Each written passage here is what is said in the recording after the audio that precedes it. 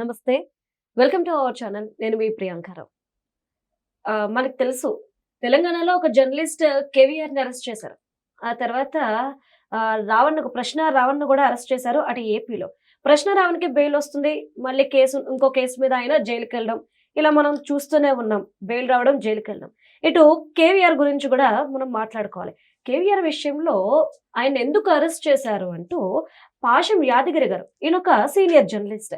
ఈయన పోలీసుల మీద రచ్చరచ్చ చేస్తూ చంద్రబాబు నాయుడు గారిని అసభ్యకరంగా తిడుతూ పోలీసులని మీరు బాబు గారి మూతులు నాకండి, మీరు వాళ్ళకు తొత్తులుగా ఉన్నారు అంటూ అతి జుగుప్సాకరమైన పదజాలాన్ని ఆయన ఉపయోగించారు. ఇది సోషల్ మీడియా అన్నిటిలో కూడా ఇప్పుడు చక్కర్లు కొడుతున్న అంశం. ఒక జర్నలిస్ట్ అయ్యుండి ఇలాంటి పదజాలాన్ని ఎలా ఉపయోగిస్తారు అని మిగతా వాళ్ళు అడుగుతున్న ప్రశ్న. మరి దీనికి ఎవరు సమాధానం చెప్తారు? మరి ఇలాంటి మాటలు మాట్లాడితే అరెస్ట్ చేయడం తప్పు అంటారా? మరి దీని మీద మనం డిస్కస్ చేద్దాం. మనతో పాటు జనసేన పార్టీ రాష్ట్ర అధికార ప్రతినిధి కుసుంపూడి శ్రీనివాస్ గారు ఉన్నారు. ఆయన అడుగుదాం. నమస్కారం సార్. నమస్తే అమ్మా. అంటే ఒకప్పుడు జర్నలిజం ఎలా ఉండేది అంటే, ఎవరైనా ఒక ప్రశ్న ఒక జర్నలిస్ట్ అడిగితే దానికి ఒక్కొక్కసారి సమాధానం కూడా ఉండేది కాదు. వాళ్ళు ఒక రాత రాస్తే ఒక ఆర్టికల్కి అంత వాల్యూ ఉండేది. అంటే గవర్నమెంట్ పడిపోయిన సిచ్యువేషన్స్ చూసాం.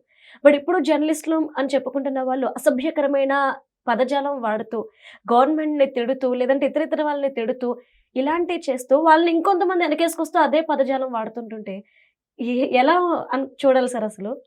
అంటే ఇప్పుడున్న జర్నలిస్టులో కొంతమంది ఆ భాష మాట్లాడుతున్నప్పుడు సీనియర్ జర్నలిస్టులు వాటిని ఖండించాలి.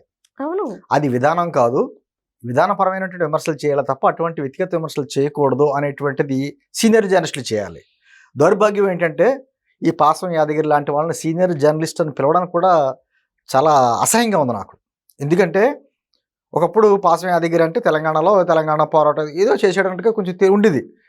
కానీ ఈ మధ్య కాలంలో మరి అతనికి అంటారు చూసారా, చదువుకోకముందేమో కాకరకాయ, చదువుకున్న తర్వాత కేకరకాయ అన్నాడంట. మరి ఇంత సీనియారిటీ వచ్చిన తర్వాత అతను మాట్లాడే భాష విధానం, పోలీసులు అరెస్ట్ చేయడానికి వచ్చినప్పుడు ఆంధ్ర పోలీసులు వచ్చి తెలంగాణలో అరెస్ట్ చేస్తారు, ఇంకా చంద్రబాబు గారి ప్రభుత్వం ఇక్కడ నడుస్తుంది, రాష్ట్రం విడిపోయినా అంటే ఒక విధమైనటువంటి ప్రాంతీయ విద్వేషాలు రగులుస్తా అతను మాట్లాడే జుగుప్సోరని మాట. నిజంగా ఏంటంటే తెలంగాణ పదాలు కొన్ని అద్భుతంగా ఉంటాయి అమ్మాయి. ఈ మధ్య ఇడుపుగాయితం గురించి కూడా మనం మాట్లాడుకున్నాం. అద్భుతమైన పదాలు ఉంటాయి. అటువంటి తెలంగాణ సమాజాన్ని, తెలంగాణ భాషని ఎవరైనా కించపరుస్తున్నారంటే ఇటువంటి వాళ్ళే, బయట వాళ్ళు కాదు. ఎవరు ఆంధ్ర ప్రజలు కూడా చాలా చక్కగా భాషని చాలా హావభావాలు అన్నీ బాగుంటాయి. ఇటొచ్చి ఇటువంటి వాళ్ళే కేవలం ప్రాంతీయ విద్వేషాలు రగల్చడానికి ఇటువంటి భాష, ఇటువంటి మాటలు. నేను అంటాం ఆంధ్ర పోలీసులు తెలంగాణ పోలీసులు ఏంటమ్మా? ఇప్పుడు తెలంగాణలో ఉన్న వ్యక్తి తప్పు చేసి మహారాష్ట్రలో దాక్కుంటాడు. తెలంగాణ పోలీసులు వెళ్ళి మహారాష్ట్ర వెళ్ళి అరెస్ట్ చేసి తీసుకురారా? అటు మహారాష్ట్ర వాళ్ళు తెలంగాణ పోలీసులు ఇక్కడికి ఎందుకు వచ్చారు అని అడిగితే దానికైనా అర్థం ఉందా? ఈ మధ్యకాలంలో చెప్తారు కొన్ని ఉదాహరణలుగా. ఈ మధ్యకాలంలోనే మహారాష్ట్ర పోలీసులు వచ్చి తెలంగాణలో హైదరాబాద్లో డ్రగ్స్ని కొంతమంది గ్యాంగ్ని పట్టుకున్నారు. ఇక్కడికి వస్తారు, ఇన్ఫార్మ్ చేస్తారు తెలంగాణ పోలీసు, లోకల్ పోలీసుకి, మొత్తం కలిసికట్టుకు వెళ్తారు, పట్టుకుంటారు. ఎక్కడైనా అంతే. కొంతమంది ఈ మధ్యకాలం చూసారా, నేపాలీ గ్యాంగ్ మర్డర్లు జరిగినాయి. వాళ్ళని దోచుకుని సొమ్ముతోటి బీహార్ వెళ్ళిపోయినా లేకపోతే నేపాల్ వెళ్ళిపోయినా ఏ మూలకి వెళ్ళిపోయినా ఇక్కడ పోలీసులు వెళ్ళి అక్కడ పోలీసుల సహకారంతో వాళ్ళని పట్టుకుంటారు, తీసుకొచ్చారు కూడా అంతే. దానికి ఆంధ్ర పోలీసులు, తెలంగాణ పోలీసులు, తమిళనాడు పోలీసులు ఇదేంటిది? చట్టాన్ని రక్షించే వాళ్ళు. ఇప్పుడు పోలీస్ డ్రెస్లో రాలేదు, నువ్వు చెప్పాలి, నువ్వు డ్రెస్ వేసుకోవాలి వద్దని కూడా వాళ్ళకి చెప్పాలి. ఐడి పార్టీలో ఉన్న వాళ్ళు ఎవరో డ్రెస్లు వేసుకోరమ్మా, అసలు కనీస జ్ఞానం ఉండద్దు అన్నమాట. మన కేవీఆర్ గారిని అరెస్ట్ చేస్తున్నప్పుడు ఆంధ్ర పోలీసులు వచ్చి తెలంగాణ పోలీసులని సంప్రదించి వాళ్ళ ద్వారా అరెస్ట్ చేసి మల్కాజ్గిరి పోలీస్ స్టేషన్లో చూశారు కదా ఆ రోజు అంతా జరిగిందంతాను. అంత ఒక ప్రాసెస్ ప్రకారం చేశారు. ఈయన వచ్చి ఇష్టం వచ్చినట్టు మాట్లాడేస్తుంటే తెలంగాణ పోలీసులు ఎంత అవమానించండి ఈయన పాసం యాదవ్ గారు. అంటే తెలంగాణ పోలీసు అధికారుల సంఘం ఉంటుంది, వాళ్ళు ఎందుకు వాళ్ళ నోరులో మూతపడిపోయినాయా? మన ప్రాంతం వాడు కదా, ఎన్ని బూతులు ఇట్టినా పర్వాలేదు అనుకుంటున్నారు వాళ్ళు. ఇది ఎంతవరకు వెళ్తుంది ఇది? ఇప్పుడు సమాజంలో కొంచెం పెద్ద పాత్రికేయులు కావచ్చు, లేదా సమాజాన్ని కాంక్షించే వాళ్ళు ఎవరైనా కూడా ఏదైనా సమస్య వచ్చినప్పుడు సమస్యలు పరిష్కరించి సమాజాన్ని కలపాలి, విద్వేషాలు రగిల్చకూడదు. సరే, మీరు ఇందాక రావణ ప్రస్థానం కూడా తీసుకొచ్చారు. మరి రావణ్ని అరెస్ట్ చేసి కొంతమంది ఇన్ని స్టేషన్లు తిప్పుతారా, ఉన్న కేసులు ఏంటి, అదేంటి ఇదేంటి అని కొంతమంది తెలంగాణలో ఉన్న కొంతమంది అందరూ సమర్థించుకుంటూ వస్తున్నారు. సరే, వాళ్ళ ఏజెండా అంతా మనకు తెలుసు, ఎందుకు సమర్థిస్తున్నారో తెలుసు. నేనేమంటున్నానంటే రావణ్ అన్న వ్యక్తి ముందు నాస్తికుడు అన్నాడు, తర్వాత క్రిస్టియన్ అన్నాడు, మెజారిటీ ప్రజలందరూ కూడా పూజించే రాముణ్ణి కానీ లేకపోతే మహాభారతాన్ని రామాయణాన్ని ఏ విధమైనటువంటి దారుణమైన పదజాలంతో అతను విమర్శించడం మనం చూసాం. దాన్ని భావ ప్రకటన స్వేచ్ఛ అంటారా? నేను అంటుంది వేరే వాళ్ళు ఎవరైనా ఇతర మతాలని అదే స్థాయిలో కించపరిస్తే ఒప్పుకుంటారా? ఈ సోకాల్డ్ మేధావులు ఎవరైతే ఇప్పుడు రావణ్ణి మద్దతు చెప్తున్నారో ఒప్పుకుంటారా? అంటే మెజారిటీ ప్రజలకి ఈ దేశంలో హక్కులు లేవా? నేను అంటుంది ఆంధ్రప్రదేశ్ ప్రభుత్వాన్ని కూడా కోరుకుంటున్నాను. కేవలం ఏదో బెయిల్ ఇచ్చేయడం కాదు. తమిళనాడులో చూశారు కదా ఈరోజు ముఖ్యమంత్రి గారిని ఏదో వ్యక్తిగతంగా దూషించినందుకు డిఎంకే ఎమ్మెల్యేని డైరెక్ట్గా అరెస్ట్ చేశారు. కోర్టుమో బెయిల్ ఏమన్నా నువ్వు బుద్ధి జ్ఞానం ఉండాలి కదా, ఎమ్మెల్యే ఉండి సీఎంని అలా వ్యక్తిగతంగా మాట్లాడతావా అని చెప్పేసి అరెస్ట్ చేయమంది. అరెస్ట్ చేశారు. నేను అంటుంది చట్టం దాని పని చేసుకుంటూ వెళ్తుందమ్మా. ఎందుకు అరెస్ట్ చేశారు ఏంటి? తర్వాత ఈ మధ్యన ప్రాంతాల మధ్యన అసలు సంబంధం ఏంటి? అసలు పాసం యాదగిరి గారు అసలు మీకు సంబంధం ఏంటి? చంద్రబాబు గారు రాష్ట్రానికి ముఖ్యమంత్రి అనే వ్యక్తిని ఆడు ఈడు అని మాట్లాడుతున్నావు. ఏమైపోయింది నీ వయసు, నీ అనుభవం, నీ జ్ఞానం ఎక్కడ తాకబెట్టావు? జగన్మోహన్ రెడ్డి పాదాల మీద తాకబెట్టేసావా? నీకు డబ్బులు ఈ వయసులో డబ్బు అంటే కాటికి కాళ్ళు చాపిన వయసు అంటారు చూసారా? ఆ వయసులో జ్ఞానం ఉండాలి, నలుగురికి బుద్ధి చెప్పేలా ఉండాలి. మళ్ళీ ఇంత దిగజారిపోకూడదు.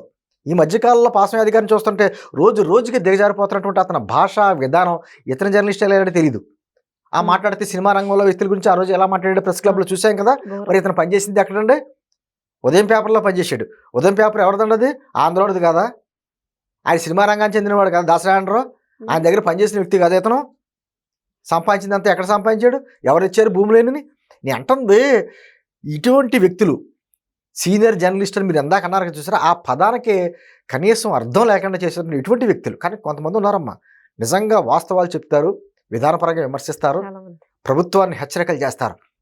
తెలంగాణ సమాజాన్ని అవమానిస్తున్నాడు. తెలంగాణ సమాజం పుష్కర కాలంగా తెలంగాణలో ప్రభుత్వం రెండో ప్రభుత్వం ఇప్పటికి గతంలో 9.5 సంవత్సరాలు ప్రభుత్వం పరిపాలించింది.